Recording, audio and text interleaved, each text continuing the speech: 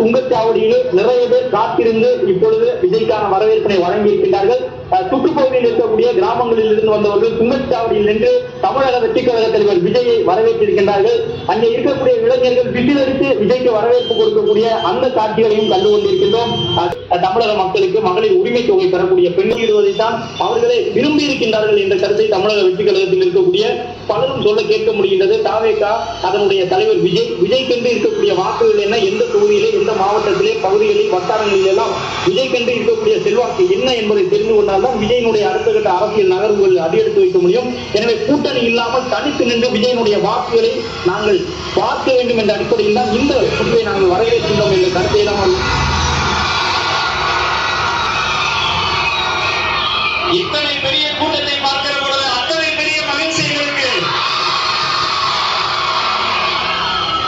ஏற்காடு மலை போல உயர்ந்த கூட்டம், ஏழைகளின் கண்ணீரை துடைக்கின்ற கூட்டம், மேட்டூர் அணை போல நிறைந்துள்ள கூட்டம், மாங்கனி மாநகரின் பாசக்கார கூட்டம், தமிழக வெற்றி கழகத்தின் தன்மான கூட்டம், தமிழகத்தின் வருங்கால முதல்வர் தளபதியின் கூட்டம்.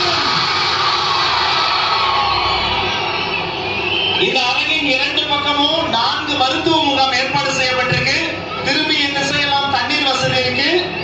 இன்றைய தினம் புனிதமான வெள்ளிக்கிழமையில் இந்த நிகழ்ச்சி ஏற்பாடாக இருக்கிறதால தமிழக அரசியல் வரலாற்றில் கூட்டம் நடக்கும் அந்த இடத்திலேயே அன்பிற்கினிய கண்ணியமிக்க இஸ்லாமிய சொந்தங்கள் தொழுகை செய்வதற்காக ஆங்கூர் அரங்கமும் ஏற்பாடு செய்யப்பட்டிருக்கிறது. தமிழக வெற்றி கழகத்தின் சார்பில் உங்கள் அத்துணை பேரையும் வரவேற்பு செய்வதற்காக சேலத்தின் கழக மாவட்ட